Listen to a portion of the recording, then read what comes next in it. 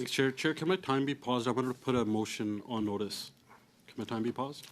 All right, we paused the time. Okay. Yeah. The finance minister, colleagues, the finance minister has appeared exactly 0 times to this committee on a motion that I passed last November to appear at this committee quarterly until inflation comes down to target rate. So given that, I want to put this notice of motion that the committee report to the House its censure of the Deputy Prime Minister and Minister of Finance for ignoring the committee's requests for her to appear on the cost of living crisis. Thank you, Chair.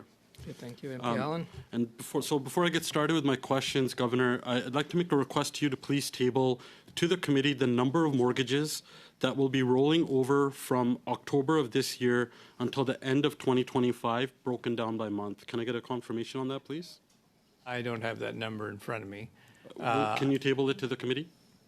We have, so we do know the number of mortgages at federally regulated financial institutions, and we could provide that information to the committee. That would be broken down by month, the please. majority. The ones that are rolling over. We'll do our best to get the information you're asking for. Governor, you said last week at your presser, quote, government spending will be adding to demand more than to supply in growing and in an environment where we are trying to moderate spending and get inflation down, that's not helpful, end quote. Would it be easier if government didn't add any new spending in the fall economic statement or next year's budget? Would that be helpful? Well, let me make some general comments here on fiscal policy. So, you know, any standard economic textbook will tell you if you cut government spending, that will tend to slow growth, raise the unemployment rate, and reduce inflation. And you know, similarly, if you increased taxes, it would do the same thing. So in the context of your own words about government spending, these were your words, would it be helpful, like what, let me ask you, why is it not helpful to you? It would be helpful if monetary and fiscal policy was rowing in the same direction. Are they rowing in opposite directions right now? Right. So if you look at what we've seen over the last year, there's different ways to measure it, but one way to do this would be... Are they rowing in opposite directions? Just a yes or no. Over the last year, no. Over the next year, there certainly, if the spending plans of all levels of government were to be realized, government spending, by our estimates, will be growing faster than supply. So and rowing in that opposite sense, directions. That would not be helpful in getting inflation down to target. Rowing in opposite directions, yes or no? Yes. Okay. So David Dodge, your predecessor, has recently said the federal government is running a very expansionist policy, an increase in the budget balance that adds to inflationary pressures. It forces the bank to run a tighter policy. The PBO recently has also projected that the deficit will be $6 billion higher than the government told Canadians in their budget. Given that even in last fiscal year, the government grew their spending by 11.5%, are you concerned about the trend in the growth of government spending? Is that not helpful either? Well, what I indicated and what we have in our monetary policy report is the spending plans of government. And what I just indicated is that if you take all those plans, you add them up, by our estimates, they're growing at 2.5%. Potential output growth, supply side of the economy is growing at 2%. So is it? I just want to confirm that is is the $6 billion. Mr. Chair, point of order. Mr. Chair, point of order. Point of order.